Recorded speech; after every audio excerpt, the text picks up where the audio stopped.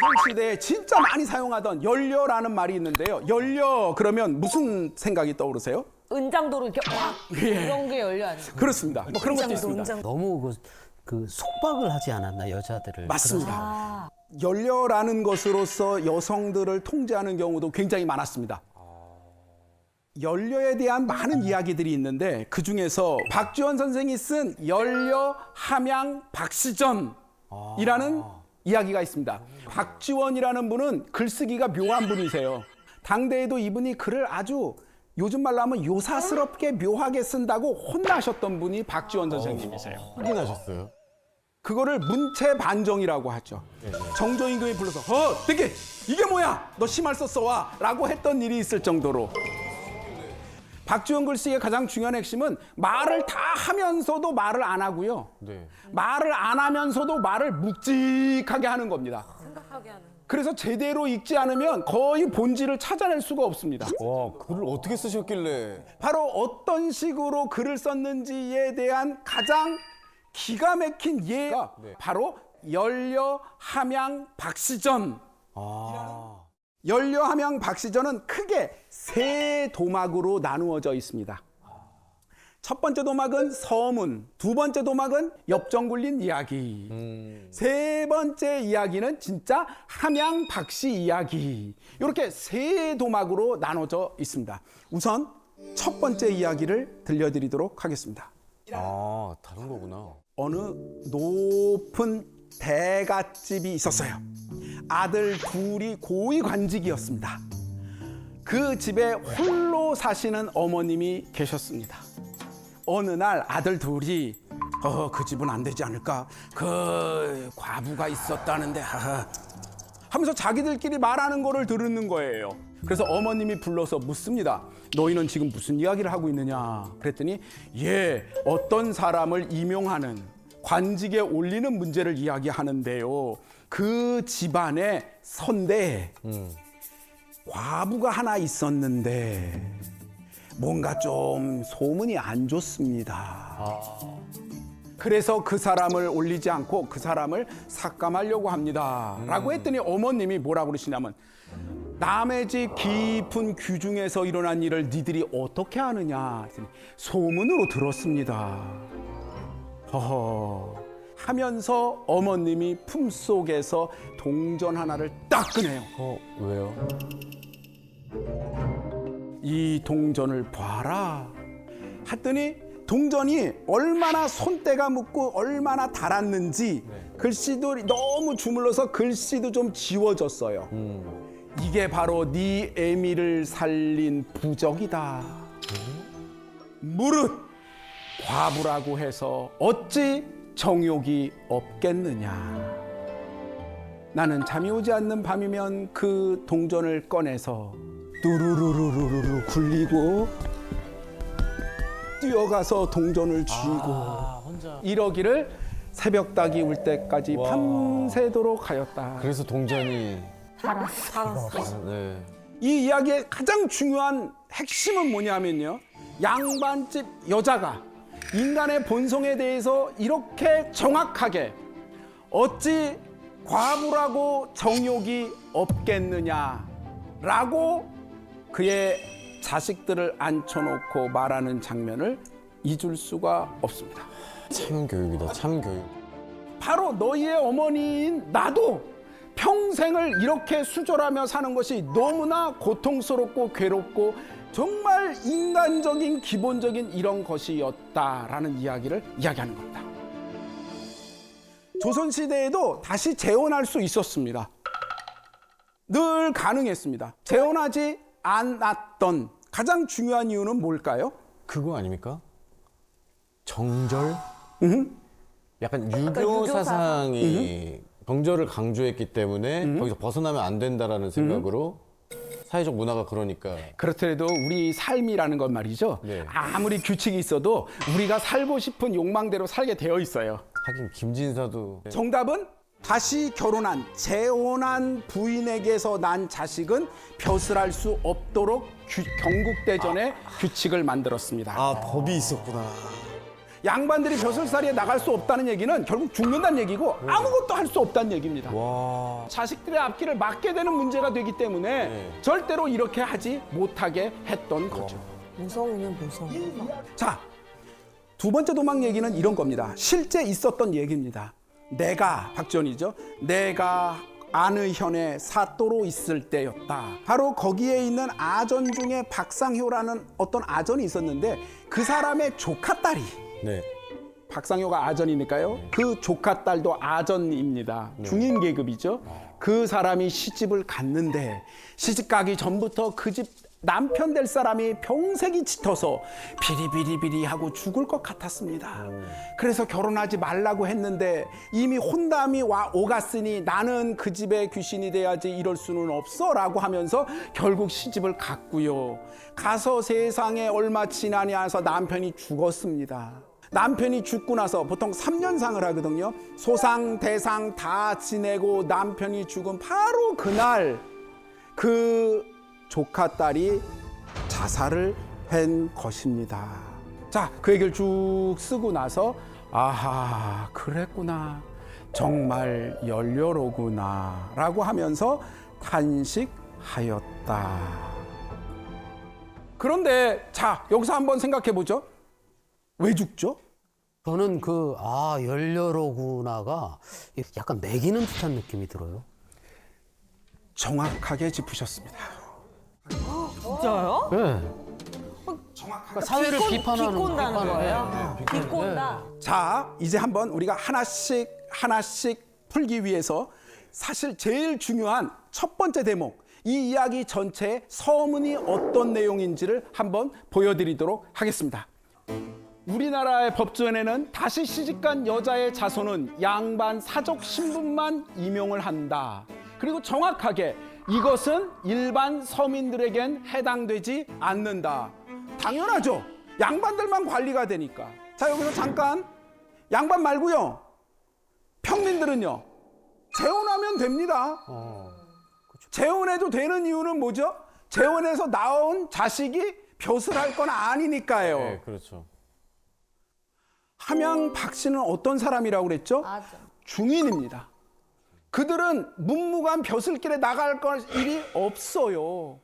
그러니까 그들은 다시 결혼해도 되고 다시 결혼하기 싫으면 혼자 살면 되는데 죽었던 겁니다.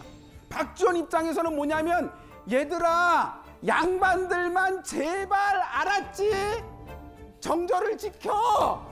라고 말해야 되는데 시키지 않아도 모든 사람이 다 정절을 지킨다 그러면서 과도하게 죽음까지 막 하는 이상한 사회 속에 자기가 사또가 된 거예요. 자, 그러면 양반 부인은 결국 살았습니다. 함양 박 씨는 죽었어요. 죽어나가는 사람들은 사회적 약자이고 알지 못하는 자들인데 그래서 박지원은 어떻게 했느냐? 이 이야기를 나란히 설명함으로써 마지막에 연료로군, 그래 연료야 라고 쓰고서 딱 끝냈지만 가로치고 진짜 하고 싶은 말은 야, 이런 건 개죽음이잖아 라는 말을 했던 거죠. 사실 정답은 서문에 이미 다 썼어요. 여자들이 귀천과 높낮이에 상관없이 양반이건 아니건 너나 없이 수절해서 하나의 풍속이 되었다. 그러면서도 마치 극락을 밟는 것으로 여긴다. 정말 모질고 지나치다.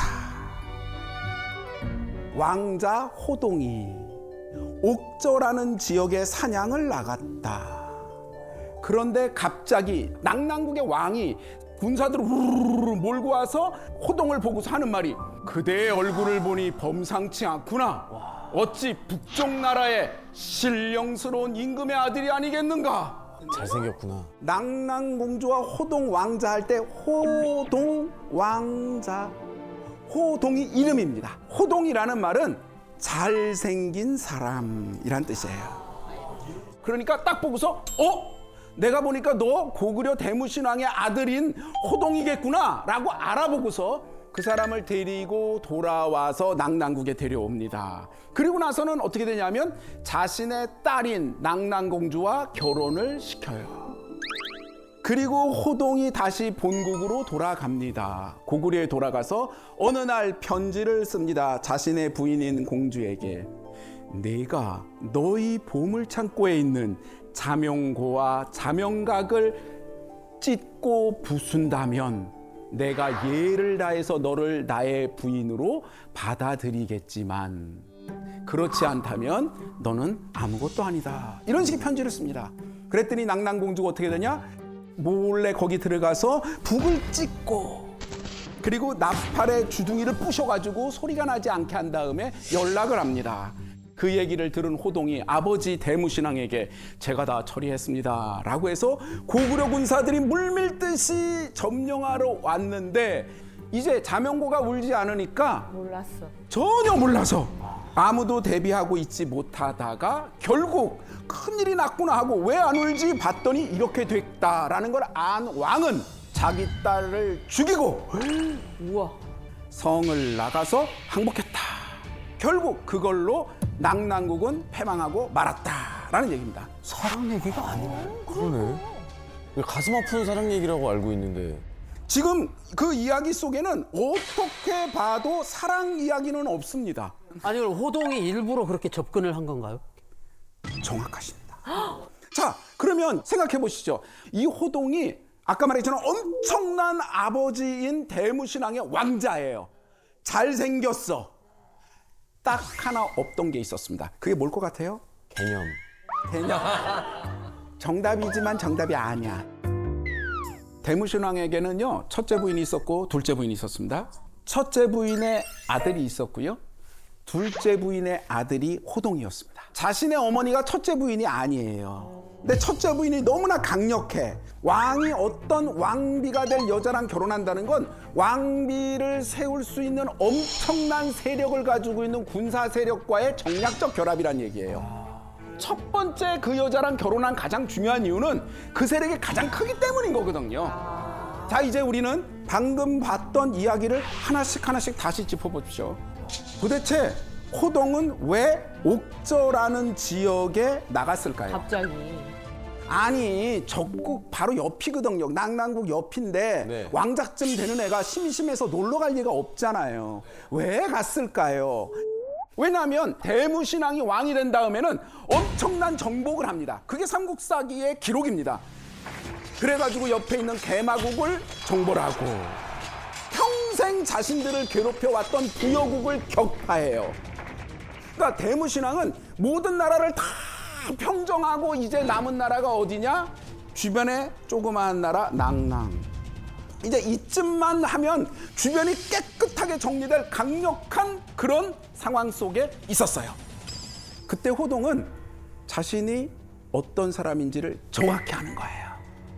낙랑국을 정벌하기 너무 힘든 이유가 뭐냐면 조그만 나라지만 아까 얘기했던 자명고 둥둥둥둥둥둥 적군이 오면 알아서 막 하는 이런 데가 있기 때문에 어떻게 할 수가 없었어요.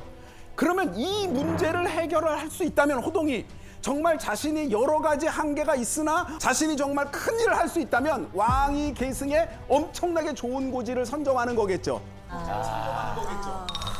근데 자기가 이용할 수 있는 것이 뭐냐? 여심사냥? 본질을 꽉 맞췄어요. 이거 봐, 그럴 줄 알았어. 내가 방금 빙의해봤거든요. 내가 진짜 존잘남이다. 그렇지. 그리고 나 알아. 그렇지. 알고 있는데 입 밖으로 꺼내진 않아. 그래. 나 이걸 휘두를 거야 하면은 그냥 야지 같은데 그냥 나가볼 것 같아요. 그렇습니다. 자신의 외모로 그것을 이용해서 무엇인가를 할 수 있다는 걸 너무나 기가 막히게 잘하는 사람이 종종 있어요. 그래서 그 문제를 결국 해결할 수 있었던 거죠.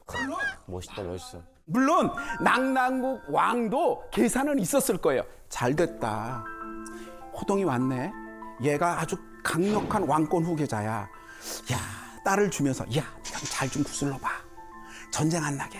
그리고 또 아니야, 네가 잘해서 이렇게 해가지고 고구려의 왕비가 되면 우리가 고구려 왕비 외척이 돼서 호족이 되니까 우리나라도 튼튼해지고 잘 될 거야. 뭐 이런 나름의 정치적 계산이 있었을 거예요. 다시 말하면 고려 시대에는 이미 낙랑공주와 호동왕자 이야기를 어떻게 알고 있었냐? 철저한 막장 정치 비리극이라고 알고 있었던 거죠. 자, 이제 그러면 만약에 낙랑공주가요, 교수님, 정말 자기 스스로 말을 듣고서 자명도를 찍고 뿔필이 자명각을 깨뜨렸지 않습니까? 정말 공주는 호동을 사랑했을까요? 로마 신화 이쪽에서 보면 왜 이하손이라는 그 맞습니다. 친구가 메데이아라고 하는 여자에게 워낙에 인물이 좋으니까 이하손. 네. 메데이아는 심지어 자기 아버지 앞에서 자기 남동생을 죽여서 바다에 뿌려요. 네네. 이게 바로 뭐냐면 사랑에 빠졌다라고 생각하는 사람들이 보일 수 있는 무목적적인 행동이나 맹목적인 행동들은 사실은 얼마든지 가능하죠. 왕이 될 가능성이 엄청나게 높아진 거예요. 네.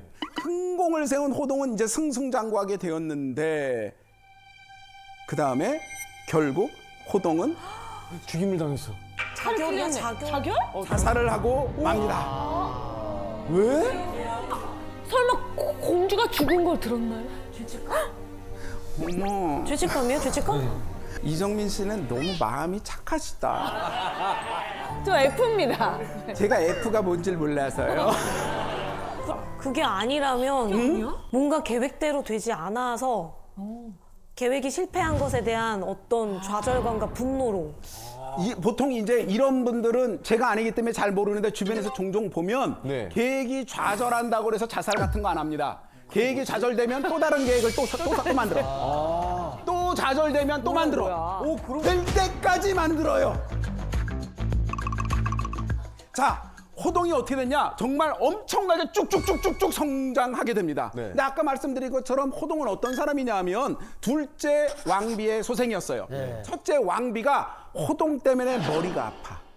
가만히 두니까 어떻게 되냐? 자기 아들이 왕이 될 가능성이 점점 멀어지는 거야. 네. 실제 역사를 보면 이 첫째 왕비의 아들이 나중에 왕이 되는데 네. 그 굉장히 나쁜 왕이 돼요. 나라를 엄청나게 피곤하게 하는 왕답지 않은 왕이 됩니다. 그러니까 너무나 자신이 지금 첫째 왕비는 눌려 있어요. 그래서 첫째 왕비가 모략을 꾸밉니다. 대무신앙을 찾아가서 울면서 이야기합니다. 야, 호동이 저를 자꾸 무례하게 대하고 저와 자꾸 음행을 하려고 합니다. 라고 징징징징 울면서 거짓말을 합니다. 이간질하는 거짓말이죠. 자, 이 말을 들으면 보통 자신의 물론 배다른 어머니지만 어머니를 강간하려고 그런다라는 말을 들으면 어떻게 될까요? 눈이 돌죠. 분노하겠죠. 네. 그런데 대무신앙은 그렇게 말하지 않습니다. 오히려 이 부인을 향해서 너는 호동이 다른 사람의 소생이라고 하여서 미워하는 것이냐? 라고 본질을 정확히 짚어서 이야기합니다. 알고 있었어. 아니 생각해보면 너무 당연합니다. 호동이 그런 일을 할 필요가 없어요. 왜? 가만히 기다리면 자신에게 모든 게 올 텐데 그런 무리수를 왜 둬요? 왕비가 어리석네. 그런데 믿지 않으니까 자 부인은 승부수를 띄웠잖아요. 그래요? 죄송합니다. 그리고 갈 수는 없는 거야. 뭐가 더 있겠지. 울고불며 아니에요. 제가 가만히 있을 테니까 몰래 숨어서 보세요. 그러면서 더 극단적으로 밀어붙입니다. 뭐야 어떻게 해, 이 결말? 그렇게까지 하니까 왕이 생각하지 않을 수가 없습니다. 정치적 판단을 해야 됩니다. 이거는 부모와 자식의 문제가 아닌 겁니다. 네. 첫째 왕비의 세력과 낙랑국 격파로 모여서 인기가 올라가는 호동의 세력과의 경중 중에서 누구를 선택할지를 고민해야 되는 문제고 결국 어떻게 선택하느냐? 첫째 왕비 쪽을 손을 들어주게 됩니다. 그래서 죽으려고 하니까 주변의 친구들이 말합니다. 아니, 너 그런 일 없잖아. 억울하잖아. 좀 말씀을 드리지. 내가 만약에 그런 말을 한다면 첫째 어머님을 해코지하는 게 아니냐. 이게 무슨 효겠느냐. 그런 식으로 말했지만 근데 사실은 잡혀서 고문당하고 그 능욕을 당하고 심지어 자기 세력 전체와 자신의 친모까지 해코지를 당하는 일을 겪느니 나 하나 혼자 죽는 것이 택할 수 있는 가장 최선인 거죠. 호동은 정치적으로 낙랑공주를 이용해서 이겼던 호동은 결국 정치적으로 그의 첫째 어머니 세력과 싸우다가 죽을 수밖에 없는 이야기가 낭랑공주와 호동왕자 이야기였던 겁니다. 다 있는데요. 그 중에서 거의 모든 분들한테 물어봐도 이게 거의 초고다, 초고봉이다 싶은 문화가 있습니다. 남아메리카 북쪽에 야노마미족이라는 종족이 있는데요. 예, 그 아마존 열대 우림에 사는 종족입니다. 자, 이렇게 생긴 분들인데, 자, 이들에게는 과연 어떤 독특한 문화가 있을까요? 지금 거의 사람 살인까지 했는데 거기서 더 이해가 안 간다고요? 네. 자, 이 부족이 가지고 있는 굉장히 이해 안 되는 그 문화는 바로 남성들이 여성에 대해서 굉장히 폭력적인 문화입니다. 네? 때리는 정도가 아니라 뭐 몸에다가 구멍을 내고 칼로 막 찌르고 불로 막 지지고 이런 일이 상시적으로 예, 남자가 여자가. 왜요? 그래서 이제 인류학자들이 오랫동안 관심을 가지고 연구를 했습니다. 그 중에 이제 여성 인류학자들이 하나 있었는데 이분이 가서 인터뷰도 하고 조사를 하다가 이제 야노마미족 여성들이 물어보는 거예요, 이 사람들한테. 당신은 왜 상처가 하나도 없냐? 남편이 너를 안 사랑하니? 이런 얘기를 하는 거예요. 사랑하면은 상처가 있어요. 예, 이제 그런 식으로 받아들이는 거죠. 남편이 때리는 게 사랑해서다. 왜 도대체 이 남성이 여성에 대한 폭력이 용인이 되는, 용인 정도가 아니라 받아들이는 문화가 형성이 됐을까요? 자, 그 문화인류학자 마빈 해리스라는 분이 이제 이런 설명을 했습니다. 이 사람들이 사는 지역이 이제 남아메리카 열대우림이라고 말씀드렸잖아요. 나무가 굉장히 빽빽하고 또 풀도 되게 무성하게 자라는, 빨리 자라는 지역입니다. 여기서는 이제 농사 짓기가 되게 어려워요. 또 뭐 목축을 하려니 풀밭도 없고, 그래서 뭐 나무 열매라든지 뭐 근수 안 나가는 동물 사냥해서 간신히 이렇게 먹고 살아가는 지역인데 식량 확보가 어렵다 보니까 이제 싸움을 많이 하는 거예요. 근처 부족들하고 전쟁을 하는 거죠. 그래서 이 야노마미족 남성들은 항상 늘 화난 상태로 있어야 되는 거예요. 그래야 이제 바로 나가서 격렬하게 싸움을 할 수가 있으니까. 준비된 전사여야 되는 거죠. 근데 여성이랑 무슨 상관이 있어요? 그래서 이제 남자들끼리 치고받고 하면 전투력 손실로 이어질 수 있으니까 조금 네 해가 덜 될 것 같은 아이나 여성, 뭐 노인 이런 사람들한테 폭력을 행사하는 거죠. 비겁해. 어쨌든 이제 이 여성들은 뭐 잡혀가서 죽는 것보다는 이게 낫다. 이런 식으로 이제 생각을 하는 건데, 뭐 어쨌든 이제 이 여성들에게 부족의 남성들은 뭐 나를 사랑해줘서 그런 행동을 하는 거로 받아들여질 수 있는 상황인 것이죠. 근데 저런 현상은 우리 현대사회에서도 보잖아요. 왜? 그 남편이 부인에게 굉장히 폭언하고 그다음에 굉장히 억압적인데 부인이 오히려 계속 좀 꾹꾹 눌러서 그런 걸 참아내는, 옆에서 보기 안쓰럽고 약간 미련해 보일 정도로 대부분 이렇게 생각하는 거죠. 남편이 나는 홀로 고군분투하고 있다, 가정을 위해. 그리고 부인도 우리 남편만 홀로 고군분투하고 있다. 네, 그러니까 홀로 고군분투한다라는 생각을 양쪽 다 가지고 있으면 그게 폭언 넘어서 폭력, 그리고 그게 정당화, 심지어는 애정, 네, 애정의 표현, 이렇게 둔갑하는 악순환 벌어진다라고 많이 생각하거든요. 근데 절대로 고군분투, 한쪽만 고군분투할 수 없잖아요. 그럼요. 네, 그러니까 제가 보기에는 한쪽의 일만 가치가 평가되고 있기 때문에 이런 일이 벌어지는 게 아닌가 싶어요. 물론 문화적으로 그럴 수밖에 없는 상황이었겠지만. 네.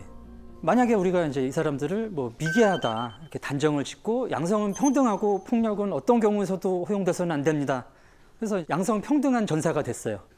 그러면 이제 전투에서 예전처럼 열심히 용맹하게 싸우기가 힘들겠죠. 자, 이렇게 이제 가치관이라는 것은 문화에 따라서 상당히 많은 부분이 결정이 됩니다. 우리가 이제 다른 문화를 쉽게 평가할 수 없는 이유기도 하고요. 다음은 남성과 여성이 가장 평등한 북유럽으로 가보시겠습니다. 자, 이들은 철저한 사회복지와 함께 높은 성평등 지수로도 유명한데요. 이 사람들은 이제 행복도도 가장 높은 나라들로 꼽히고 있습니다. 자, 북유럽 사람들이 왜 평등해졌고 행복해졌느냐? 북유럽은 과거 바이킹들이 살았던 지역입니다. 자, 바이킹은 8세기 후반부터 나타나기 시작해서 11세기 한 중반까지 유럽 전역을 말 그대로 이제 탈탈 털었던 강도단입니다. 자, 북유럽은 옛날부터 사람들이 별로 살기 좋은 환경이 아니었어요. 춥고 농사도 잘 안 되고 동물도 키우기가 힘들고, 그래서 별로 많지 않은 사람들이 근근하게 살아갔던 지역입니다. 근데 한 8세기경서부터 약간 기후가 따뜻해져요. 전 세계적으로. 그러면서 이제 인구가 늘어납니다. 인구가 늘어나는데 이제 북유럽의 경제로는 이게 감당이 안 되는 거죠. 그래서 먹을 게 없으니까 털러 가는 거예요. 자, 이런 경제 형태를 약탈 경제라고 합니다. 자, 그래서 이 이제 약탈군들이 원정대가 떠나고 나면은 마을이 비잖아요. 마을의 뭐 치안이라든가 생계를 담당해야 되는데 이거를 여성들이 했습니다. 또 이제 어떤 경우에는 여성분들 중에서도 또 남자들보다 힘도 세시고 운동 잘하는 분들 계시잖아요. 이런 분들은 원정도 같이 가고. 자, 이렇게 옛날부터 북유럽 사람들은 남성과 여성이 구별 없이 생존을 위해서 싸워왔던 문화입니다. 그래서 기본적으로 이런 생각이 이제 성평등 지수가 높은 이유의 바탕에 있는 것이고요. 재밌는 게 북유럽 성씨 있죠, 성. 성씨에서도 굉장히 재밌는 현상이 있는데 그 왜 아이슬란드 축구 대표팀 이름 보면은 다 무슨 손 다 이렇게 이름이 붙어 있어요. 뭐 에릭손, 올라프손, 맞아요. 뭐 구스타프 손. 자, 이게 다 누구 아들이라는 얘기입니다. 그래서 여기는 이 씨족 개념이 아니라 아빠의 이름에 아들이면 손, 딸이면 도터를 붙여요. 아, 진짜네, 썬부터. 자, 왜냐하면 남편들이 자꾸 죽으니까. 원정 가서 못 돌아오고 그러면은 지역사를 위해서 또 결혼을 해서 또 아이를 낳고 그럼 이제 전 남편 성을 붙여줄 수는 없잖아요. 이 남편의 이름을 따서 이름을 붙여주고 자, 그러니까 이제 남성 여성의 지위가 굉장히 평등해질 수밖에 없는 거죠. 최근 유명해진 북유럽의 문화가 있습니다. 여러분 들어보신 분들 많을 텐데 전 세계 인터넷을 달궜던 일명 스웨덴 게이트. 스웨덴은 집에 친구가 찾아와도 밥을 안 준다. 봤어요. 엄청 놀랐죠. 왜? 이런 사례도 있었는데요. 점심 때쯤에 이제 친구네 집에 갔어요. 그래서 뭐 얘기하고 놀다가 갑자기 친구가 나갔다 온대. 네. 갔다 오나 보다 했더니 한참 안 들어와요. 그래서 나가서 얘 어디 갔나 찾아보니까 밥 먹고 있어. 친구 놔두고요? 같이 먹지 왜? 빈정상해요. 네, 빈정이 팍 상하는데. 자, 사실 대부분의 문화에서 친구 접대는 되게 중요하잖아요. 네. 뭐 어느 나라나 이런 문화가 있습니다. 뭐 숟가락 하나만 더 넣으면 돼지 여기 앉으세요. 이렇게 밥 드시고 또 사우디아라비아 같은 나라는 이제 이런 공익 광고가 나왔었다고 해요. 인구 조사하면 이제 공무원들이 가호 방문하잖아요. 가택 방문. 근데 하도 밥을 주니까 하루에 막 수십 끼를 먹어야 돼. 그걸 주지 말라는 광고가 나오고. 주지 말라는 광고까지. 네네. 근데 이제 그런 사람들 눈에는 밥을 안 주다니까 얼마나 충격입니까 이게. 자, 이 문화 역시 이제 바이킹 시절에 생겼던 문화로 추정이 됩니다. 혹은 그 이전 이제 먹을 게 없으니까 지금 약탈을 떠나야 되는 입장에서 친구가 왔다고 뭐 줄 수 있는 게 없는 거죠. 그리고 이제 먼 동네에서 친구가 찾아오더라도 우리는 어차피 이미 동맹이에요. 같이 원정을 가는 팀이기 때문에 굳이 잘 대접할 필요가 없어요. 털어온 걸로 잘 나누면 되지. 그래서 이제 이런 손님을 굳이 대접할 필요가 없는 게 아닌가. 북유럽의 행복도가 높은 이유가 있는데요. 북유럽의 익숙한 개념, 휘게도 들어보셨죠? 휘게. 이게 몰라요. 자, 휘게라는 게 그 덴마크 말입니다. 편안하고 아늑한 분위기에서 이제 소소하게 행복을 즐기는 차 마시면서 이런 그런 이제 휘게인데 일상에서 늘 행복을 느끼니까 행복도가 이제 높은 거죠. 북유럽의 행복도가 높은 이유가 또 하나가 있는데요. 이제 얀테 법칙이라는 법칙이 있습니다. 얀테. 네네네. 중요한 가치관인데 다른 사람한테 나의 능력이나 재산, 뭐 내가 뭘 잘했다 이런 성취를 자랑하면 안 된다는 규칙이에요. 제가 공부한 바에 따르면 한국 사람들은 내가 좀 누구보다 튈 때 즐겁잖아요. 네, 맞습니다. 내가 누구보다 조금 좋은 거 가지고 있다. 네 집엔 이거 없지. 이거 봤어? 봤어? 또 미국 사람들도 굉장히 좀 과시적인 측면이 있습니다. 네. 스웩 막 이렇게. 머리 스웩. 이제 이런 사람들은 이제 북유럽에 가면은 별로 행복할 일이 없는 거죠. 여러분들이 만약에 북유럽에 가면 행복해지시겠습니까? 너무 달라서 적응이 안 될 것 같아요. 밥도 안 주는데 안 행복하실 것 같아요. 10% 내고 해서 서운하다, 서운해. 자, 이처럼 행복이라는 것은 굉장히 주관적인 개념입니다. 그래서 누가 행복하다고 해서 그 사람 행복한 이유가 내 행복의 이유가 되지는 못하는 거죠. 맞아요. 타국의 문화를 제대로 바라볼 수 없게 만드는 요인 중에 맹목적인 국수주의가 있는데요. 자, 몇 년 전에 일본에서는 이런 책들이 인기를 끌었습니다. 저건 뭐죠? 네, 뭐예요? 자, 일본 예찬 서적이라고 할 수 있는 건데 무릉도원에 가깝다고? 대표적으로 독일에서 30년 동안 생활을 한 학자가 쓴 유럽 살아봤지만 9승 1패로 일본 승리. 이게 엄청 팔렸대요. 제목이 재밌어. 제목 잘 팔리게 생겼어요. 자, 일본이 이제 세계 최고의 지상 낙원이다. 이런 얘기를 담고 있고요. 자, 우리나라에서 이런 책 팔면 어떨까요? 결혼 대잔치 댓글 재밌을 겁니다. 너무 맹목적 국수주의적이다 이렇게 맞아요. 댓글이 달리죠. 자, 같은 국수주의라고 해도 이제 나라마다 그 유형이 조금 다른데요. 네. 국수주의는 이제 집단 자존감 추구라는 보편적 욕구라고 할 수 있지만 뭐 문화적 배경에 따라서 이 욕구가 풀려 나오는 형태가 다를 수 있다고 생각이 되는데 그 각 나라의 근대화 과정 요거하고 좀 관계가 있다는 생각입니다.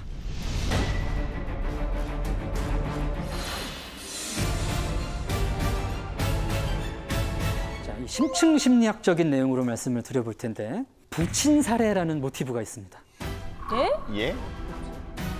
아버지를 죽인다는 겁니다. 실제 죽인다는 얘기는 아니고 이 아버지가 쉽게 말하면은 기성세대 또는 이제 전통 이런 거죠. 그래서 이제 부친 사례라는 거는 이 사회에서 존재하는 기성세대나 전통을 거부하고 내가 내 정체성을 찾겠다 후속 세대가 이런 의미를 담고 있어요. 자, 일본을 먼저 살펴보겠습니다. 근대화 과정에서 보면 일본은 전통을 그대로 계승한 나라입니다. 아버지를 죽이지 않았어요. 맞아. 가업도 많이 물려받고. 그래서 메이지 유신을 해가지고 이 지배층만 교체가 됐고 뭐 일왕도 그냥 있고 뭐 귀족 사람들이 그냥 직업만 바꿔가지고 일본 지배층이 됐죠. 그래서 이제 일본 사람들은 그대로 살았더니 잘 살고 그래서 우리가 최고다 이런 생각을 하는 거예요. 근데 이제 어느 시점부터 일본의 국제적 위상이 점점 이제 하향 곡선을 그리기 시작합니다. 경제 성장률도 떨어지고 뭐 엔화의 구매력이라든가 뭐 주가 상승률, 교육 환경 뭐 등등. 자, 근데 일본 사람들은 이런 상황을 변화시키는데 굉장히 부담을 갖습니다. 왜요? 아버지를 죽인 적이 없어요. 변화를 크게 해본 적이 없기 때문에 이때는 어떤 식으로 변화를 해야 될지 이런 밑그림을 그리기가 상당히 어려운 거죠. 그래서 이제 과거에서 전해져 오는 거를 유지를 하면서 우리가 좋았던 기억을 유지를 해야 되니까 저런 예찬서적 같은 것들이 나오는 게 아닐까 생각이 됩니다. 자, 한국은 어떨까요? 한국의 맹목적 국수주의는 자, 우리는 근대화 과정에서 아버지를 남이 죽였어요. 일제강점기를 겪으면서 우리 힘이 아닌 외세의 힘으로 근대화를 이루었습니다. 자, 그래서 이제 한국 사람들은 근대가 되면서 굉장히 자존심이 많이 상했죠. 항상 이게 혼동입니다. 어디서부터 어디까지가 아버지인지. 그래서 늘 그 전통과 현대 그리고 미래가 아주 첨예하게 충돌을 하고 있습니다. 그럼 바꿔야 된다. 아니다. 이건 지켜야 된다. 바꿀 때는 굉장히 또 격렬하게 바꿉니다. 맞아. 봤더니 저렇게 하던데 하면서 맞아. 가르치고 좀. 평가가 계속 극과 극입니다. 어떤 분들은 이제 우리가 최고다. 이 정도 했으면 대단하다. 아니다. 이건 나라도 아니다. 우리가 그렇게 좋은 나라일 리가 없다. 막 이런 댓글들이 막 번갈아 가면서 달립니다. 맞아, 진짜 양쪽 다 있어요. 그리고 또 하나가 있는데요. 항상 그게 붙는 거죠. 그 튜브에 보면은 세계인이 논란 뭐 세계인이 감탄했다. 이런 이제 수식어가 붙는 거죠. 많이 봤어요, 이런 영상들. 맞아. 항상 떠. 그래서 뭐 이제 이런 부분도 지나친 부분은 좀 경계를 해야 되겠지만 제가 생각할 때는 워낙에 오랫동안 좀 쪼그라들어 있던 자존심이 회복되는 과정인 것 같아요. 그다음에 중국의 국수주의입니다. 중국 국수주의가 이제 원조죠. 중화 사상. 자기들 빼고 다 오랑캐. 중국의 근대화 과정을 보면 이 사람들이 이제 아버지를 싹 죽였습니다. 그냥 죽인 게 아니라 다시 못 나오실 만큼 파묻은 거죠. 문화대혁명이라고 10여 년 동안 중국의 모든 전통을 긁어다가 불태우고 철폐했던 이런 역사가 있습니다. 그래서 뭐 그런 전통이 끊어졌기 때문에 공자대제라든가 이런 유교 행사 같은 것도 우리나라가 더 보존을 잘하고 있잖아요. 그래서 뭐 배우러 오고 이런 약간 어색한 상황입니다. 근데 어쨌든 우리는 중화야 라는 생각이 이제 중국식 국수주의의 기본입니다. 선생님 여기서 질문이 하나 있는데 가끔 가다가 우리나라 거를 이제 본인들 거라고 약간 이제 그래서 우기는 걸까요? 이제 우리 아버지가 누군지 예, 사실 그런 측면이 이제 강하죠. 이런 움직임, 특히 이제 황재성 씨가 말씀해 주신 모든 문화를 다 자기 거다 이렇게 주장하는 활동은 소분홍이라는 이제 집단을 중심으로 전개가 되는데요. 이 소분홍은 이제 작을 소자의 분홍, 자, 맹목적이고 극단적인 애국주의를 분출하면서 공격적으로 활동하는 중국의 청년들을 이르는 말인데요. 중국도 이 산하 제한 정책을 하지 않았습니까? 맞아요. 그래서 이제 소황제라는 말이 있었어요. 그래서 우쭈쭈 이렇게 오냐 오냐 하면서 큰 청년들이 또 자라면서는 중국 제일주의 교육을 받고 그래서 이제 이 세대를 중국에서는 지우링허우 90년생들, 링링허우 00년생들 이렇게 얘기를 하는데 이들 중에 이제 소분홍이 갈라져 나온 거죠. 자, 소분홍들의 이제 행동은 표적을 정하면 이제 우르르 몰려가가지고 막 댓글 달고 공격하는 그런 양태를 보입니다.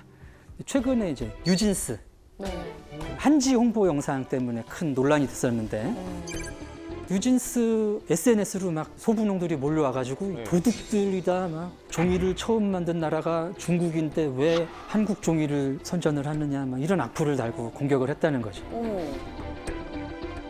종이를 우리가 처음 만들었다고 한 것도 아니고 한국 종이를 이런 식으로 만든다 이 얘기였는데 흥분을 한 거예요. 왜 그래? 몇 년 전에 또 이제 몇 년 전에 2020년 10월에 BTS가 한미 양국의 우호 관계에 기여한 개인이나 단체에 수여하는 벤플리트상이라는 것을 받았습니다. 상의 그 성격상 당연히 이제 한미 관계에 대한 얘기를 한 거죠. 한미 양국이 함께 겪었던 이 고난의 역사와 뭐 6.25 때라든가 이때도 이제 소분홍이 출동을 했어요. 왜 한국 전쟁 당시에 중국군의 고귀한 희생은 언급하지 않느냐? 아이고. 어디부터 잘못됐는지 모르겠는데 그걸 왜 우리가 기려야 되죠? 신공받았는데. 아, 그래서 이 사람들이 역사 교육을 좀 너무 중국 위주의 얘기만 보고 듣는구나라는 생각을 하게 됐습니다. 자, 이제 중국 얘기가 나온 김에 이제 중국 사람들에 대한 궁금증을 문화심리학적 관점에서 몇 가지 더 말씀을 드려보도록 할 텐데, 자, 여러분들 평소에 중국 사람들에 대해서 뭐 궁금하셨던 거 있으신가요? 저는 이제 좀 친하게 지냈던 중국 친구 있었는데요. 자기 친구가 결혼한다고 그래서 프로포즈 할 때 뭐 좀 행사 좀 도와달라고 했었어요, 저한테. 그래서 한번 그 친구하고 만났어요. 뭐 이런 거 해야 되나 저런 거 해야 되나. 나는 미안한데 이런 거 좀 힘들 것 같고 저런 거 될 것 같다 했는데 갑자기 기분이 상해하더라고요. 왜? 그러니까 약간 거기는 뭔가 좀 도와주기로 했으면 끝까지 다 도와줘야 되고 약간 너가 도와주기로 했잖아. 약간 이런 거 좀 있었던 것 같아요. 그래서 그 친구는 실제로 한 몇 달 동안 연락 안 됐어요. 상처받았구나. 저도 이런 비슷한 얘기를 들었어요. 예를 들어 중국에서 살 거면 친구 한 명만 잘 사귀어도 진짜 모든 걸 다 할 수 있다고 그랬어요. 다 해주는구나. 해주려고 다 자기 가족보다 더 해준다고 하더라고요. 맞습니다. 그 중국은 아까 그 관의 영향력이 구석구석 잘 못 미쳤다고 말씀을 드렸었잖아요. 네. 그래서 이제 어떤 문제가 생기거나 내가 해결할 일이 있으면 내가 알아서 해결을 해야 됩니다. 자, 그때 이제 도움을 받을 수 있는 관계가 관시라는 건데요. 이제 관계라고 그냥 번역을 하는데 그냥 일반적인 대인 관계가 아니라 굉장히 밀접하고 친밀한 관계입니다. 그래서 말 그대로 모든 걸 다 해줄 수 있는. 그래서 아마 이제 줄리안 씨 친구 같은 경우에는 그걸 기대하고 얘기를 했는데 나는 여기까지만 해줄게. 그러니까 이제 상처를 나름 받은 것 같아요. 서운했네. 관시라고 생각했는데. 이게 내가 잘못했네 내가. 이거 관시를 생각해보니까. 이제부터는 궁금증을 좀 해결해 드리는 시간을 가져보겠습니다. 네. 일찍 자고 일찍 일어나는 게 좋다. O일까요? X일까요? 오 아닐까요? 일찍 자고 일찍 일어나는 거? 그때 자야 뭐 키도 큰다 그러고 뭐 오 아닐까요? 그래도 속담도 있잖아요. 일찍 일어나는 새가 벌레를 잡는다. 그쵸. 그러면서 야 속담도 있는데 일찍 일어나야지라고 말씀하시는 분들도 계세요. 가장 대표적으로 일찍 일어나셨던 분이 정주영 회장. 이분 4시에 기상하셔서 6시 20분이면 회사 본관에서 간부들과 조찬회의. 아, 6시 넘었어요. 그러면 이제 이거를 정말 부지런하고 그래서 이런 사람들이 성공한다. 이 말이 틀렸다는 말이 아닙니다. 근데 이게 누군가에게는 정말 괴로운 일이었을 거예요. 맞아. 이게 맞으면 괜찮은데 누군가는 6시 20분에 좋지. 왜 그럴까요? 오해하시는 게 뭐냐면 이거는 내가 연습하면 된다 아니고요. 사람들마다 각자 본인의 수면 주기가 있습니다. 신기하다. 연습한다고 안 되는 거구나. 그래서 그 수면 주기에 따라서 잘 시간 정도가 되면 체온이 슬슬 떨어져 가기 시작하고요. 잠든 다음에 한 2시간 정도 됐을 때 체온이 가장 많이 내려갑니다. 그래서 이 리듬을 따라서 주무셔야 돼요. 왜냐하면 우리가 자던 안 자던 간에 이 리듬은 계속 반복되고 있거든요. 이게 대략 24시간보다 조금 긴데 이게 이제 최고점과 최저점이 있겠죠? 사람들마다 다 다른 겁니다. 그래서 어떤 사람들은 이른 낮에 최고 수준의 각성 상태가 되는 반면에 밤이 되면 일찌감치 졸린다. 흔히 말하는 아침형 인간이죠. 아침형 인간이 한 40% 정도 되고요. 또 어떤 분들은 저녁형 인간. 그래가지고 늦게 자야 되고요. 심하면 오후에 일어날 수도 있습니다. 자기 시간이 있군요. 네. 이게 다 다르거든요. 그러니까 내가 부지런하지 않다 이렇게 생각하실 필요는 없습니다.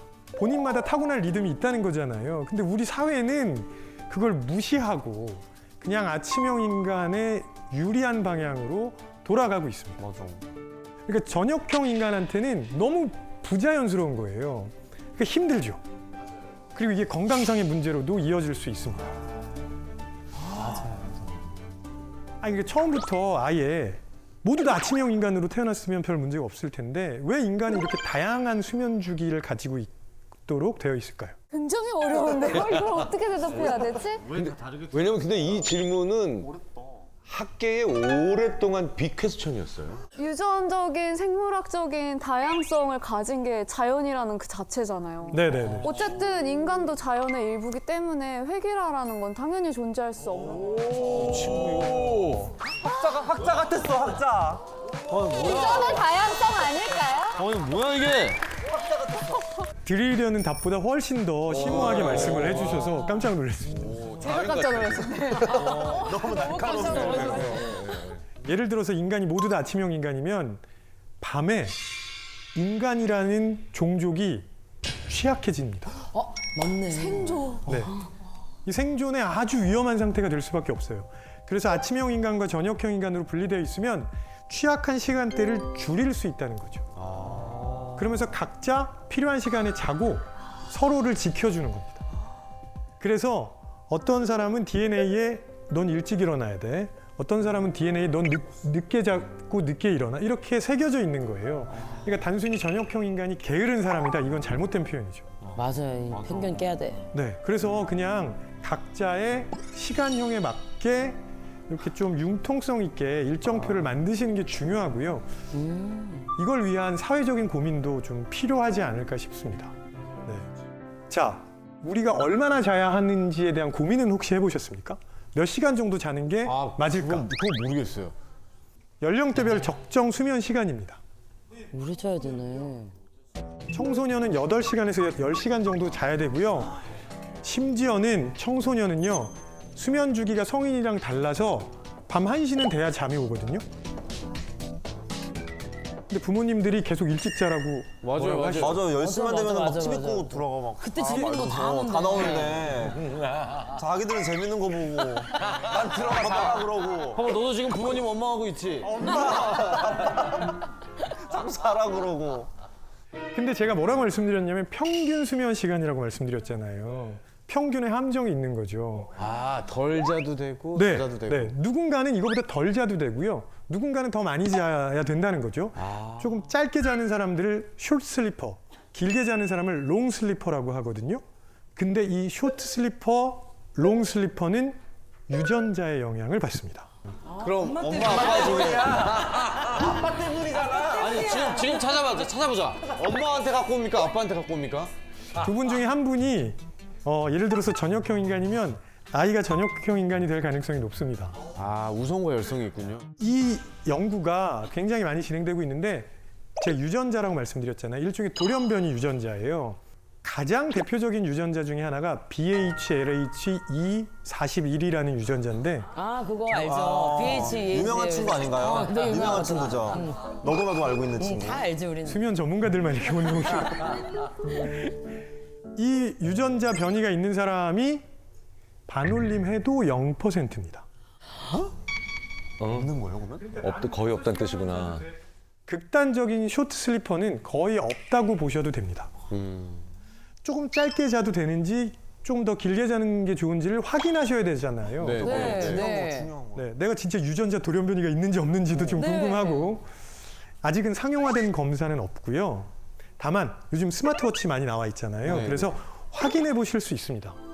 주무시면서 내가 몇 시간 잤을 때 가장 컨디션이 좋은지 기록을 해 주셔야 돼요. 아 기록을. 나는 6시간 반 잤을 때 가장 컨디션이 좋아. 7시간 반 자면 그래도 약간 조금 뻐근해. 9시간 자면 허리 아파. 이런 기록들이 있어야 돼요. 본인에게 최적의 수면 시간을 찾으실 수 있다는 거죠. 네. 그래서 오늘 돌아가시면 꼭 해보셨으면 좋겠습니다. 저는 수면의 질이 좀 너무 낮아가지고 방송이 이제 또 다음날 좀 중요한 게 있으면 이제 전날 긴장을 조금 한 채로 잠이 들어요. 그러면 그날 꿈을 꿉니다. 네. 그 녹화를 한번 해요, 꿈에서. 진짜 싫어. 두 번 하는 거야 그럼? 회사원으로 따지면은 업무를 한번 하는 꿈을 꿉니다. 그리고 퇴근해서 집에 도착했는데 내 눈이 떠져요, 이렇게. 그럼 눈 뜨고 이제 1시간 후에 진짜 그 일을 하러 가는 거야. 너무 피곤하거든요. 전 진짜 이 꿈을 꾸는 거 이 자체가 진짜로 우리가 일어났을 때 피곤함을 좀 느끼게 하는 건지, 그렇다면 좀 꿈 없이 좀 자고 싶은데 어떻게 해야 되는 건지. 꿈을 꾸면 피곤하다는 말은 틀린 말이고요. 아, 오 진짜. 매일매일 꿈을 꾸세요. 매일매일. 단지 기억을 하냐 못하냐는데 네. 꿈을 꾸면 피곤하다고 말씀하시는 거는 뭐냐면 네. 그 렘수면 단계에서 계속 깨셨다는 거예요. 충분한 수면을 못 취하신 거죠. 근데 꿈 안 꾸는 사람 되시면 큰일 나요. 왜요? 이게 저희도 우연하게 발견한 건데 사이코패스가 꿈을 안 꾸는 사람들이에요. 예. 그러니까 이게 우연하게 밝혀진 건데 사이코패스의 뇌가 정상인의 뇌나 평범한 사람들의 뇌와 뭐가 다른가 많이 연구했을 거 아니에요. 근데 거의 차이 없는데 유난히 편도체가 약해요. 편도체가 꿈꿀 때 많이 활성화돼요. 근데 이게 불안하고 스트레스 받게 만들기도 하지만 이게 예를 들자면 교감 능력도 상당히 관련이 있어요. 네. 그리고 우리는 편도체를 사이코패스와 달리 가지고 있으니까 꿈을 꾸신다면 또 일하러 간다 생각하지 말고 내 편도체가 열심히 일을 해주고 있구나 이렇게 해주시면 돼요. 편도체야 고마워. 네, 사이코패스가 되시는 것보다는 말이 너무 심하신 거 아닙니까? 웃으면서 그렇게. 교수님 좀 무서운데요? 아, 맞습니다. 사이코패스 하는 것보다는 뭐, 예. 저는 제가 잠을 잘 못 자다 보니까 항상 아침에 좀 피곤하거든요. 항상 그 노곤한 시간 있잖아요. 밥 먹고 나서 살짝 잠이 올 것 같기도 하고 뭐 약간 이런 시간대 근데 또 못 자겠는 거예요. 왜냐면 지금 자버리면 난 이따 분명히 못 잘 거야. 라는 그 생각 때문에 또 잠을 못 자고 또 막 계산책을 나가든 무언가를 하든 근데 그 능률이 다 떨어져요. 뭐 계산책을 하는 건지 뭐 걔가 나를 산책하는 건지 뭐 그것도 헷갈리고 막 뭐 내가 지금 작업을 하고 있는 건지 뭔지 막 모르겠어. 근데 자면 안 될 것 같아. 낮잠은 주무시는 게 좋습니다. 아 자요? 네. 우리나라 사람들은 그냥 일찍 자고 일찍 일어나야 된다고 머릿속에 딱 박혀 있거든요. 맞아요. 너무 그리고 밤에 자고 아침에 일어난 거다. 그러니까 한 번 자는 거다. 이걸 단상 패턴이라고 하는데요. 우리 인류가 단상 패턴으로만 잠을 자는 종족이 아니었어요. 꽤 많은 경우에 이상 패턴. 이상 패턴. 네. 그러니까 잠을 2번 자는 거죠. 밤에 길게 한 번 자고 오후에 짧게 낮잠을 자고. 문화적인 영향이 아니고요. 생물학적으로 그렇다고 생각하시는 게 맞을 거예요. 그래서 여러 나라에 낮잠 문화가 있는 거예요. 중국이랑 베트남 낮잠 자잖아요. 맞아, 꼭 있다고 하는데. 이 중국이랑 베트남뿐만이 아니고요. 잘 알고 계시는 시에스타, 남미, 혹은 지중해 연안 이런 데 시에스타라는 낮잠 문화가 있거든요. 그리스 가면 오후 1시부터 5시까지 문 닫잖아요. 그 다음에 5시에 다시 열어서 9시까지 운영하는데 2000년대 들면서 이거 너무 게으른 거다 뭐 이런 비판을 한 사람들이 있었어요. 그리고 이제 관광객들이 한창 돌아다닐 시간에 문을 닫아버리니까 별로 안 좋잖아요. 그래서 이걸 없애자는 얘기가 있어서 없어진 적이 있거든요. 하버드대 연구진이 그리스 사람 2만 3천여 명을 대상으로 실제로 어떤 변화가 있었는지, 건강에 어떤 변화가 있었는지를 6년간 추적 조사를 했습니다. 결과가 너무 충격적인데요. 낮잠을 포기한 사람들은 6년 동안 심장병으로 사망할 확률이 37% 증가했고요. 그 다음에 직장인들, 낮잠을 끊은 다음에 사망 위험이 무려 60% 증가했습니다. 아니 빨리 자야 되겠네요. 그래서 그리스에 가면 이카리아라는 섬이 있어요. 여긴 아직 시에스타가 남아있거든요. 근데 여기 주민들은 미국 사람들보다 90세까지 살 확률이 4배 정도 높습니다. 장수의 비결이구만. 그러니까 낮잠을 잘 수 있으면 주무셔야 돼요. 그러니까 시에스타라는 낮잠 문화가 가능한 것도 우리는 졸리면 잔다고 표현하잖아요. 네네. 그게 회복 수면이에요. 근데 자야지라고 해서 자연스럽게 자는 게 예방 수면. 오, 멋있다. 예. 우리나라 기업에서도 이걸 해본 기업들이 몇 개 있는데 그때는 이제 1시간 반 정도 꺼주시거든요. 근데 여기 계신 분들이 갑자기 막 이러고 하다가 그래? 그러더니 한 5분 정도 있다가 스르르 잠을 드시는 거를 제가 이렇게 옆에서 같이 지켜봤죠. 여기서 이렇게 지켜본 거예요. 예. 저랑 대화하시던 분이 나 진짜 황당하더라니까. 스르륵 잠들었어. 제가 무슨 뭐 레드선 한 것도 아닌데. 그러니까 그게 우리가 회복 수면할 때 너무 잠이 안 오면 그때 오히려 자야지 하면서 잠을 못 자는데. 맞아. 예. 근데 이제 잠깐 자볼까라고 눈을 감으면 아주 자연스럽게 왜 1시간짜리 잠 뭐 이런 거를 주무시더라고요. 이거 진짜 잘 하면 좋을 것 같은데. 그러니까 잠에 대해서 우리가 깨야 될 상식이 정말 많은 거예요. 진짜 잘못 알고 있는 게 너무 많았네. 궁금한 게 있는데요. 많은 사람들이 가스라이팅하고 훈계, 조언의 차이를 좀 어려워하는 것 같아요. 누군가 훈계를 하는데 가스라이팅 한다고 생각할 수도 있고 반대로 생각할 수도 있고 혹시 구분하는 방법이 있을까요? 훈계는 대부분 일회성으로 그칩니다. 근데 가스라이팅은 동어 반복이 끊임없이 일어나요. 네. 그러니까 이게 뭐냐면 보통 웬만한 건요, 우리는 그 내용 위주로 전달을 할 때 한 번 내가 한 훈계는 더 이상 되도록 안 하려고 해요. 첫 번째가 바로 그렇게 동어 반복적인 현상이 있다는 거고요. 이제 두 번째로는 훈계는 대부분 그래서 어떻게 하라는 얘기가 있어요. 근데 가스라이팅은 그래서 하지 말라는 얘기를 주로 다듬고 더 많은 경우에는 그러니까 어떻게 해도 안 되니까 가만히 있으라는 얘기인 거죠. 이 사이코패스, 소시오패스를 얘기를 지금까지도 계속 해드렸는데 못지않게 또 힘든 사람들이 있죠. 나르시시스트. 이 나르시시스트는요, 기본적으로 내가 안 돼야 지가 행복한 사람이기 때문이에요. 자, 나르시시즘의 차이는 박 부장이 있고 자존감이 높은 김 부장이 있다고 치자고요. 저는 김 씨니까 제가 김 부장 좋은 거 할래요. 자, 이렇게 자존감이 높은 김 부장은요, 일을 잘했는데 상무님이 와서 김 부장 이번 일 너무 잘 됐네, 훌륭해 라고 얘기하면 보통 이렇게 얘기합니다. 저희 팀 애들이 원래 한기량 합니다. 자, 이 말엔 이런 뜻이 있죠. 나의 부하들도 나만큼 뛰어나고 그래서 우리는 협동을 잘해서 이 좋은 결과를 만들었다, 이런 얘기예요.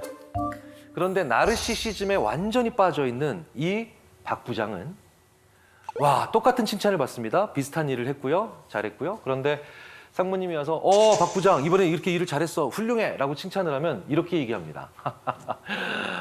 이 띨띨한 부하들을 데리고 내가 그 일을 해냈지 말입니다. 네. 나르시시즘은 내가 잘하는 것도 중요하지만 남들이 못하는 것도 중요해요. 그래서 이 나르시시즘에 있는 사람들은요, 심지어 겸손해 보이는 사람들도 있어요.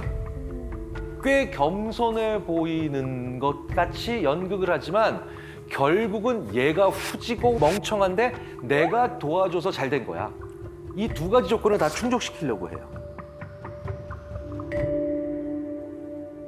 왜 이런 사람들이 만들어질까요? 바로 어렸을 때부터 서열과 등수에 민감한 사람으로 교육받았기 때문이에요. 와, 우리 애가 이번에 95점을 받았어요. 야, 잘했구나. 이게 아니라 몇 등이야. 그러니까 석차 위주의 평가를 많이 받았던 사람들. 때로는 지나치게 작은 일에도 과한 칭찬을 많이 받았던 사람들. 그러니까 그 큰 칭찬감을 느끼기 위해서 뭡니까? 내가 받은 일에 혹은 내가 한 일의 성과가 하이라이트 된 것보다 남이 한 일이 더 저평가되면서 그 격차감을 더 많이 느끼려고 한다는 거죠. 정말 힘든 건 이 나르시시스트가 부모가 됐을 때예요. 이런 부모들이죠. 내가 널 키우느라고 얼마나 고생했는가. 이제 이건 워밍업이에요. 자, 그러면서 이제 상처 부위 하나하나가 이제 이건 내가 너를 그때 없느라고 생긴 상처고, 이건 내가 그때 너를 안느라고 생긴 상처고, 그리고 내 인생은 너를 키움으로 인해서 망하는 인생이다. 네. 사실 자식에게 할 수 있는 굉장히 큰 저주예요. 네. 이게 또 천륜이니 거스를 수도 없다라는, 세상에 어떻게 부모님을 버리겠어요. 그런데 나르시시스트 부모님을 둔 그런 자녀분들께는 관계를 단호히 끊으라는 말씀까지는 드릴 수는 없지만 적당히 멀어지셔야 됩니다. 부모가 행복해야 아이들은 미래를 꿈꿔요. 그런데 자기의 불행을 팔아 자기의 욕구를 해결해? 이건 정말 안 좋은 부모님이죠. 나르시시즘이 범죄로 이어지는 경우도 가끔 있죠. 그게 바로 예전에 봤던 아파트에서 근무 중인 경비 업무하시는 분에게 자기 차 손으로 밀었다고 온갖 구타하고 협박해서 결국 사직을 종용했고, 심지어 그래서 스스로 생을 마감하시는, 온 국민이 분노하는 사건이었잖아요. 갑질이 전형적으로 나르시시즘이거든요. 그러면 이런 나르시시스트가 상대방을 굉장히 잔인하게 다룰 때 그 전조가 되는 말이 있어요. 그게 바로 뭐냐? 어딜 감히. 어딜 감히. 학생이 감히. 젊은 친구가 감히. 여성이 감히. 전 이 말은 인간이 내뱉을 수 있는 말 중에 굉장히 안 좋은 탑10 안에 들어간다고 봅니다. 이런 감이라는 말을 쓰는 사람들 치고 나르시시스트적인 행동을 보이거나 혹은 그에 준하는 행동을 보이지 않는 사람을 본 적이 없습니다. 자, 그런데 이 악인에게 자꾸 끌리는 분들이 계세요. 이 악인에게. 이 악인에게 계속 끌려가지고 그 사람들이 자기 인생에 오는 걸 막아내지를 못하는 분들이 계시거든요. 대표적으로 어떤 사람들이 그러느냐. 첫 번째로 제일 중요합니다. 외로운 사람들이에요. 예. 실제로 나쁜 사람들한테 피해를 본 분들의 상당수가 바로 뭐냐. 어린 시절에 외로움을 강하게 경험했고 그 기간이 길었던 경우가 많습니다. 외롭다라는 게 무슨 뜻인가요? 사람을 많이 안 만나봤다는 뜻이죠. 그래서 사람을 많이 안 만나봤기 때문에 이 사람이 떠나면 다음 사람이 온다는 걸 생각을 못 하시는 거예요. 사람을 많이 만나본 사람들은 헤어질 때 아낌없이 좋아하고 좋은 관계가 있다가도 헤어져야 하고 그 다음에 어쩔 수 없이 이별을 할 때 그때 상대방을 괴롭히지 않습니다. 그리고 본인 자신도 그래 더 좋은 사람을 만나야 되겠다. 이게 깨끗이 있는 것과는 좀 다른 거죠. 헤어짐을 인정하는 거예요. 그냥 우리는 지금 헤어지는 거예요. 그런데 이 외로움이 강한 분들은, 그리고 외로움을 많이 경험했던 분들은 그걸 못하는 거예요. 그래서 이제 나쁜 관계도 계속 유지하고 심지어는 도피를 하는, 그 관계로 도피하는 경우가 있다는 거죠. 이게 우리 인간에게 있어서 굉장히 안 좋은 일이라는 거예요. 두 번째로 악인을 자꾸 의식 무의식적으로 필요로 하는 분들이 계세요. 예를 들어서 정말 질 나쁘거나 못된 직장 상사. 이 직장 상사를 보고도 떠나질 못하는 겁니다. 자, 왜 그런지 아십니까? 얘가 직장 상사니까 이 사람이 능력은 더 있는 거예요. 20대나 특히 30대처럼 청년기에는 굉장히 질이 안 좋고 나쁜 사람인데 불구하고 나의 사회적 경험이 적으니까 그렇게 나이 많아지면서 자연스럽게 가지는 능력이 부러운 거예요. 그래서 이런 경우에 이 사람을 떠나질 못하고 계속 그 사람에게 붙어 있습니다. 이건 정말 안 좋죠. 왜? 그런 인간들은 반드시, 이런 질이 안 좋은 직장 상사는 반드시 자기가 저지른 나쁜 짓의 공범으로 나를 만들 가능성이 크거든요. 뭘 모른 척해. 내가 원래 이런 사람인 거 알고 있었잖아. 다 알면서 왜 이래? 이런 사람들. 실제로 자기 민낯이 들어갈 때 다 알면서 왜 그래? 알면서 왜 모른 척하고 있어? 이런 식으로 얘기를 하는 사람들 치고 단 한 케이스도 저는 예외적인 케이스 없이 다 나쁜 사람이었어요. 나쁜 선배죠. 자, 근데 세 번째가 있어요. 이건 나이가 젊은 분이든 아니면 상당히 나이가 있는 분들이든 가리지 않고 나타나는 유형입니다. 이게 바로 이른바 에코이스트예요. 이른바 네타시오 증후군. 에코이스트는 나르시시스트랑 정반대예요. 뭐냐? 뭔가 잘못되면 생각도 안 하고 내 잘못이라고 얘기를 해요. 진짜로 뭐만 해도 자기가 뭘 잘못했나를 먼저 생각해요. 그러니까 남한테 피해 주는 걸 너무 싫어하기 때문이기도 그렇죠. 이 모든 것들을 자기 책임이고 그렇기 때문에 상대방의 나쁜 짓에도 내가 혹시 부족해서 이런 일이 벌어지는 게 아닌가라고 생각하는 이 에코이스트는 그렇기 때문에 오로지 자신만을 생각하는 이 나르시시즘에 사로잡힌 나르시시스트에 대해 가장 착취당하기 쉽겠죠. 가장 먹잇감 되기 쉽겠죠. 자, 그렇다면 이 크레이그 마르킨 교수가 만든 에코이스트 체크리스트가 준비되어 있으니까 이걸로 한번 우리가 살펴보자고요. 네. 주목받는 것을 싫어한다.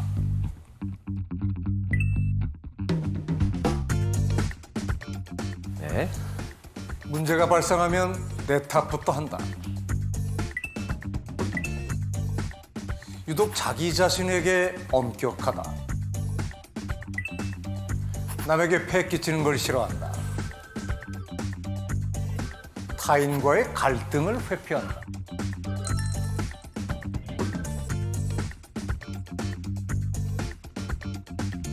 자, 여기서 5개 이상 나온 분들 한번 손들어 주십시오. 네. 보세요. 벌써 한 30%, 20에서 30% 정도 손드셨잖아요. 내리시고요. 그러니까 크레이그 마르킨 박사에 의하면 이분들이 선하고 양심 있고 착하고 심지어는 엄격한 자기 기준이 있어서 열심히 사는데도 문제는 나르시시스트에게 무언가 착취당할 수 있는 그런 위험을 많이 안고 계신 분들이라는 거예요. 네. 그러니까 이제 보편적이고 그다음에 당연히 정상적인 사람들은 이 에코이스트인 분들을 보면 아, 나보다 더 양심적인 사람이다 라고 생각하면서 위해 주려고 하고 그리고 그분들이 좀 더 잘 될 수 있도록 도와주려고 하는데 이 나르시시스트는 이런 분들을 보면 진짜로 왜 진짜로 속으로 이제 쾌재를 부르는 거예요. 오늘 드디어 하나 발견했다 라고 하면서 이렇게 악인에게 자, 우리도 때로는 나쁜 짓 할 수 있거든요. 악인이라기보다는 좀 못난 짓을 하는 경우인데요. 그걸 아주 절묘하게 보여준 실험이 있어요. 시카고 대학의 이타성 전문으로 연구하는 엠마 레바인 교수라고 있는데 이 사람이 진짜 제가 봤을 때도 절묘한 실험을 하나 합니다. 이른바 선택적 정직이라는 거예요. 일정 금액을 두 사람이 나눠 가지는 상황이에요. 자, 그런데 1부터 9까지의 숫자가 적힌 카드 중 랜덤으로 하나를 뽑아야 돼요. 뽑았을 때 홀수가 나올 수도 있고 짝수가 나올 수도 있죠. 그런데 홀수를 뽑게 되면 내가 더 많은 돈을 가질 수 있어요. 그리고 짝수가 나오면 상대방이 더 많은 돈을 가져가게 옵션을 선택할 수도 있어요. 그런데 기본 옵션은 뭐냐? 내가 뭘 뽑았는지 얘기 안 하면 돼. 자, 그럼 정리해 볼까요? 어머, 홀수가 나왔어요. 그럼 이걸 공개하면 내가 더 많은 돈을 가지는 거고요. 짝수가 나왔네? 아이고, 이걸 공개하면 상대방이 더 많이 가지는 거예요. 공개한다는 건 솔직히 얘기한다는 거죠. 어떤 거 뽑았어? 몰라. 안 가르쳐줘. 그러면 동시에, 그러니까 양쪽이 다 균등한 금액을 가지는 겁니다. 자, 결과가 어떻게 나왔느냐? 홀수가 나왔을 때, 홀수가 나오면 내가 더 많이 가질 수 있는 거죠. 사람들이 75%가 솔직해집니다. 이게 무슨 얘기입니까? 홀수 나왔다? 라고 얘기를 하는 거예요. 그쵸? 근데 짝수가 나왔어요. 몇 퍼센트가 진실을 얘기할까요? 단 18%만 짝수가 나왔네? 라고 얘기를 한다는 거예요. 선택적 정직이죠. 그쵸? 자기한테만 유리할 때만 정직해지는 사람들이 있어요. 자, 그러면 이렇게 선택적 정직이 우리 사회에 많아지면 결국은 뭡니까? 정직하다라고 뽐내면서 사실은 이기적인 사람들, 그런 사람들의 수가 더 많아지겠죠. 그러면 선택적으로 정직하지 않고 자기한테 불리해도 정직할 수 있는 사람들에 대한 우리가 존경과 예우가 있어야 되죠. 그 사람들이 누구예요? 대부분의 경우 내부 고발자 아닐까요? 그래서 꽤 많은 심리학자들이 그 사회가 내부 고발자를 대하는 자세를 보면 그 사회의 수준이나 정의의 정도를 알 수 있다라고 얘기를 하는데, 그런 면에서 우리는 정말 아직도 좀 갈 길이 있다는 생각을 좀 합니다.